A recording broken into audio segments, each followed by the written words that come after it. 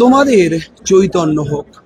রামকৃষ্ণ পরমহংসদেবের সেই বাণী এখনো নিজের মতো করে পাথেয় করেন সাধারণ মানুষ। আর সেই কল্পতরু উৎসব, যে পবিত্র উৎসবের কথা বলা হয়, সেই কল্পতরু উৎসবে ইতিমধ্যেই ভক্তের ঢল নেমেছে কাশীপুর উদ্যান বাটিতে। আমার সঙ্গে রয়েছেন আমার চিত্র সাংবাদিক সুমন। সুমন দেখাচ্ছে সেই ছবি সরাসরি সংবাদ প্রতিদিন ডিজিটালের ফেসবুক পেজে। সেই ছবি দেখছেন আপনারা, যেখানে বহু মানুষ আসছেন, ভক্তের ঢল নেমেছে কাশীপুর উদ্যান বাটিতে, এবং যেখানে যে ঘরে মূলত শ্রী শ্রী রামকৃষ্ণ পরমহংসদেবের সমাধি হয়েছিল, সেই ঘরে ইতিমধ্যে মানুষ আসছেন, তারা শ্রদ্ধা জানাচ্ছেন। আমরা সেই গর্ভগৃহ, সেই ঘরে রয়েছি। আমি চেষ্টা করব সেই ছবিটা দেখানোর জন্য, কারণ একেবারে 1 জানুয়ারি 1886 সালের 1 জানুয়ারি যে কল্পতরু উৎসবের কথা বলা হয়, সেই কল্পতরু উৎসব, যে কল্পতরু হন শ্রী শ্রী রামকৃষ্ণ পরমহংসদেব, সেই বিষয়টি যেখান থেকে উৎপত্তি, যেখান থেকে জড়িত, সেটি হলো কাশীপুর উদ্যান বাটি। এবং সরাসরি যে ছবি আপনারা দেখছেন তা সেই গর্ভগৃহের ছবি, যেখানে রামকৃষ্ণ দেবের সমাধি হয়েছিল। এবং বলা হয় এখানে ভক্তরা আসেন, তারা কাঁদেন, এবং তারা তাদের মনের যে বাসনা, কামনা, সেই কামনা উজাড় করে দেন বছরের এই প্রথম দিনে।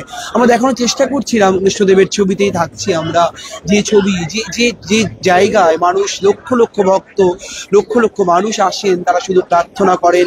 এবং তারা, বলা হয় যে কথিত আছে, কল্পতরু উৎসবের দিন শ্রী শ্রী রামকৃষ্ণ দেবের কাছে যদি কোনো ভক্ত কিছু আবেদন করেন, কিছু অনুরোধ করেন, তা তিনি পূর্ণ করেন। দেখতে পাচ্ছি বিভিন্ন যারা এই কাশীপুর উদ্যান বাটির যারা রয়েছেন, এবং বিভিন্ন ভলান্টিয়াররা রয়েছেন, মহারাজা রয়েছেন, তারা যেমন রয়েছেন, তেমনই ভক্তের ঢল নেমেছেন। বহু মানুষ তারা আসছেন, হাত জোর করে প্রার্থনা করছেন, কারো হাতে ফুল রয়েছে, অধিকাংশের হাতে ফুল, এবং তারা লাইন দিয়ে আসছেন। এবং যে ছবিটি ভেতরে একদম গর্ভগৃহ থেকে যে ছবি আমরা তুলে ধরছি কাশীপুর উদ্যান বাটির, সেই ছবির একেবারে অন্যথা হয়নি বাইরের ছবিটিও।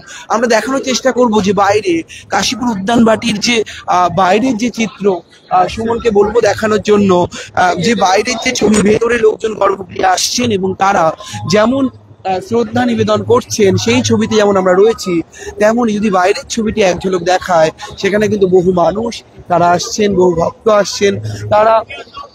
তারা বিভিন্ন জায়গাতে লাইন করে তারা ঢুকছেন কাশীপুর উদ্যান বাটিতে।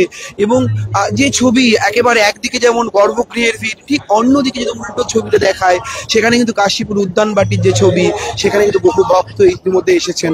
এবং যে লাইন একেবারে সারিবদ্ধভাবে মানুষের যে লাইন দেখা যাচ্ছে, জড়তার যে ঢল নেমেছে, তা কিন্তু একেবারে মেইন রোড, অর্থাৎ যে রাস্তা থেকে মূলত কাশীপুর উদ্যান বাটিতে প্রবেশ করতে হয়, সেই রাস্তা থেকে কিন্তু এই লাইন, এই ভিড় আসে। আমরা দেখছি সেই ছবি সুমন তুলে ধরছেন আপনাদের সামনে, যে কাশীপুর উদ্যান বাটি এক ঐতিহ্য, ইতিহাসের সঙ্গে জড়িত, যে উদ্যান বাটির গর্ভগৃহে বহু মানুষ আসেন, বহু মানুষ তাদের মঙ্গল কামনায় আসেন। চৈতন্য হোক, যে রামকৃষ্ণ পরমহংসদেব বলেছিলেন, যে বাণী সোচ্চার হয় বারবার মানুষের মঙ্গল সাধনার জন্য, সেই বাণী রয়েছেন। আমার সঙ্গে রয়েছেন একাধিক মানুষজন, আমাদের সঙ্গে রয়েছেন তারা যারা বিবেকানন্দকে নিয়ে মূলত কথা বলেন, স্বামী বিবেকানন্দ, রামকৃষ্ণ দেবকে নিয়ে তারা কথা বলেন। আপনি একজন গবেষক, সব মিলিয়ে এই যে কল্পতরু উৎসব, এই উৎসব শুধু নয়, আপনি স্বামী বিবেকানন্দকে নিয়ে গবেষণা করছেন দিনের পর দিন। এই উৎসবের মূল মাহাত্ম্য কি, এবং এত মানুষের ভিড়, তারা কেন আসেন, কিসের টানে? কাশীপুর উদ্যানবাটি এক অপূর্ব আধ্যাত্মিক ক্ষেত্র। রামকৃষ্ণ মিশনের যে শুরু, তা কিন্তু কাশীপুর উদ্যানবাটিকে কেন্দ্র করেই। শ্রীরামকৃষ্ণ যখন দক্ষিণেশ্বরে তার গলরোগ বা ক্যান্সার ধরা পড়ে, তারপরে তিনি কলকাতায় আসেন, কেন কি তার চিকিৎসার সুবিধার জন্য ভক্তরা তাকে নিয়ে আসে। প্রথমে তিনি কিছুদিনের জন্য বলরাম মন্দিরে ছিলেন, তারপরে তিনি এসেছিলেন হচ্ছে শ্যামপুকুর বাটিতে। শ্যামপুকুর বাটি থেকে তিনি আসেন এই কাশীপুর উদ্যান বাটিতে। তখন এই বাড়ির ভাড়া ছিল 80 টাকা। যেদিনকে তিনি এলেন তার 21 দিন পরের এই ঘটনা, 1 জানুয়ারি। এই যে 1 জানুয়ারির দিনকে, সেই দিনকে শ্রীরামকৃষ্ণ একটু সুস্থ বোধ করছিলেন বলে দুপুরবেলায় 3টের সময় তিনি নিচে বেরোন। তখন ছুটির দিন এবং ভক্ত সমাগম হয়েছে প্রায় 30 জনের কাছাকাছি। গিরিশচন্দ্র ঘোষ, অতুলবাবু, মাস্টার মশাই, অক্ষয় কুমার সেন, বৈকুণ্ঠনাথ সান্যাল, অনেকেই সেই দিনকে উপস্থিত ছিলেন। ঘটনাটা এরকম দাঁড়ায় যে শ্রীরামকৃষ্ণ যখন নিচে নেমেছেন, তখন তিনি দেখছেন যে ভক্তরা সবাই মিলে তার নাম গুণকীর্তন করছে, ঠাকুরের ভাব স্মরণ করছে। তো শ্রীরামকৃষ্ণকে দেখে তারা ওখানে যে গাছটি আছে, সেখান থেকে শ্রীরামকৃষ্ণ এই ঘরটিতে আসেন। শ্রীরামকৃষ্ণ তখন গিরিশচন্দ্র ঘোষকে ডিরেক্টলি প্রশ্ন করে, গিরিশ, তুমি যে জগৎকে আমার অবতারত্ব সম্বন্ধে এত কিছু বলো, তুমি আমার সম্বন্ধে কি জেনেছো? গিরিশ নাট্যকার গিরিশ বাংলার গ্যারিক, তার মুখে তখন কথা লেগে আছে। তিনি ভাবে আপ্লুত হয়ে বলেন, ব্যাস বাল্মীকি যার হত্যা করতে পারে নাই, আমি তার সম্বন্ধে কি বলবো। শ্রীরামকৃষ্ণ সেই সময় ভাব সমাধিতে প্রবেশ করেন এবং বলেন যে তোমাদের চৈতন্য হোক। এই তোমাদের মানে আর কি চৈতন্য হোক বলার পর শ্রীরামকৃষ্ণ প্রত্যেকের দেহ স্পর্শ করেন এবং এক একজনের অপূর্ব সুন্দর ঈশ্বরানুভূতি হয়। বৈকুণ্ঠনাথ সান্যাল এই বোধে আসেন যে তিনি সর্বত্র শ্রীরামকৃষ্ণকে দেখছেন। রামলালের এরকম মানে আর কি এরকম একটা অনুভূতি হয় যে তিনি যে ইষ্টমূর্তিকে আগে দেখতে পেতেন না, তিনি এখন তাকে সম্মুখে পাচ্ছেন দেখতে, এবং প্রত্যেকের সেই সময় কুলকুণ্ডলিনী জাগৃত হয়। কাশীপুর উদ্যানবাটিতে 1 জানুয়ারিকে গিরিশচন্দ্র ঘোষ কল্পতরু বললেও কেন কি তারা সেদিন কি ঈশ্বর অনুভূতি পেয়েছিলেন, শারদানন্দজি মহারাজ লীলা প্রসঙ্গে বলেন এটি কল্পতরু নয়, এটা আত্মপ্রকাশে অভয়দান। একসাথে অনেক মানুষকে সেই দিন শ্রীরামকৃষ্ণ ঈশ্বর অনুভূতির চরম পরিসমাপ্তিতে নিয়ে যান। তাই জন্য এই ঘটনাটিকে আমরাও বলি হাটে হাড়ি ভেঙে দেওয়া। কেন কি শ্রীরামকৃষ্ণ বলেছিলেন তার শরীর যাওয়ার আগে তিনি জগৎকে জানিয়ে যাবেন যে তিনি অনন্তের সাথে এক। কাশীপুর উদ্যানবাটিতে সে ঘটনা ঘটে। আরেকটি গুরুত্বপূর্ণ ঘটনা, কাশীপুর উদ্যানবাটিতে বিবেকানন্দের নির্বিকল্প সমাধি লাভ হয়। শুধু তাই নয়, এই যে ঘরটি আপনারা দেখছেন, এই ঘরে শ্রীরামকৃষ্ণ স্বামীজিকে ডেকে তার ভেতরে যে অনন্ত শক্তি আছে সেটি স্বামীজির মধ্যে সঞ্চারিত করেন। স্বামীজি দেখতে পারেন একটা বিদ্যুৎ তরঙ্গ তার মধ্যে প্রবেশ করছে এবং তিনি কেমন যেন একটা ভাবে মোহিত হয়ে যাচ্ছেন। এই ঘরেই এইখানেই শ্রীরামকৃষ্ণ স্বামীজিকে চাপরাস দেন, নরেন শিক্ষে দিবে এবং জগৎ যখন যাবে হাঁক দেবে। He said Vivekananda that he will teach the whole world, এই জায়গাতেই। অপূর্ব সুন্দর এক আর কি অনুভূতি আজকে 1 জানুয়ারির যে আধ্যাত্মিক মহিমা।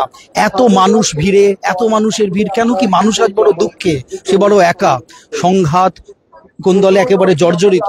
শ্রীরামকৃষ্ণের কাছে এলে সর্বধর্ম সমন্বয় শুধু মহাভাবেরই প্রকাশ হয় তা নয়, শ্রীরামকৃষ্ণের কাছে এলে আসে একটা পরম শান্তি, একটা পরম পরিতৃপ্তি। এই কাশীপুর উদ্যানবাটিতে একটা অপূর্ব ঘটনা ঘটে, সেটা তো অনেকে জানেন না। শ্রীরামকৃষ্ণ নরেন দত্তকে প্রথম রাম মন্ত্রে দীক্ষিত করেন। এই কাশীপুর উদ্যানবাটিতেই রাম নাম জপতে জপতে স্বামীজির রামের অনুভূতি হয়। এই কাশীপুর উদ্যানবাটিতেই অন্যান্য সমস্ত ভক্তরা সংসার ছেড়ে সমস্ত কিছুকে একেবারে দিকপাত না করে সবকিছুকে এখানে তারা ঠাকুরকে কেন্দ্র করে যে সাধনা শুরু করেন, সেই তীব্র সাধনায় পরবর্তী সময় রামকৃষ্ণ মিশনের সূত্র হিসেবে দাঁড়ায়। সৌব্রত ধর বিবেকানন্দ গবেষক, তিনি বোঝালেন যে কল্পতরু উৎসবের মাহাত্ম্য কি। আমি কথা বলার চেষ্টা করবো যারা এখানে এসেছেন, যারা বিভিন্ন জায়গা থেকে ভক্তরা এসেছেন, তারা কাশীপুর উদ্যানবাটিতে এসেছেন, কথা বলার চেষ্টা করবো তাদের সঙ্গে, তারা কি বলছেন। দিদি কোথা থেকে আসছেন? চলে আসেন। 7 ট্যাঙ্কস থেকে আসছি। কোথা থেকে? 7 ট্যাঙ্কস থেকে, দমদম। এই যে কল্পতরু উৎসবে আসা, মায়ের একেবারে রামকৃষ্ণদেবের কাছে আসা, কি চাইলেন, কি বলবেন, মানে কেন আসেন, কিসের আবেগে আসেন? আসি সবার জন্য যেন কিছু করতে পারি আমি, এই আশীর্বাদ ঠাকুর যেন আমাকে করে। কোথা থেকে আসছেন মা? চলে আসুন। আমরা আমাদের বাড়ি বলাগড় কাটোয়া লাইন, বলাগড় কাটোয়া লাইন। হ্যাঁ, কি বলবেন আজকে এই যে রামকৃষ্ণদেবের কল্পতরু উৎসব? ঠাকুর সহায় হোক, ঠাকুর সহায় হোক, চাইলেন ঠাকুর সবাই হ্যাঁ, ঠাকুরের কাছে যা হবে সব। কোথা থেকে আসছেন দিদি? দমদম থেকে। দমদম। দমদম থেকে আসছেন। কি চাই ঠাকুরের কাছে, কি প্রার্থনা করা? ঠাকুরের প্রার্থনা ঠাকুরের কাছে মনে মনেই আছে, সেটা তো আর প্রকাশ করা যাবে না। প্রত্যেক বছরই আসে। কোথা থেকে আসছেন? খ্রিস্টপুর। কেষ্টপুর।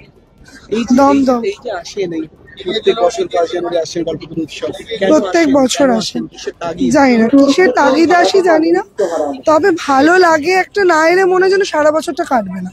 তো সেই জন্য মানে কাক ভরে উঠে, মানে আগের দিন রাত্রে 12টা থেকে শুলে মনে হয় সেই 4টে উঠে আমাদের আসতেই হবে, এই নিয়ে কিচ্ছু করার নেই। এই যে রামকৃষ্ণদেবের কাছে আসা, তাকে দেখা, ফুল দেওয়া, এর মধ্যে কি খুঁজে পান বছরের প্রথম দিন?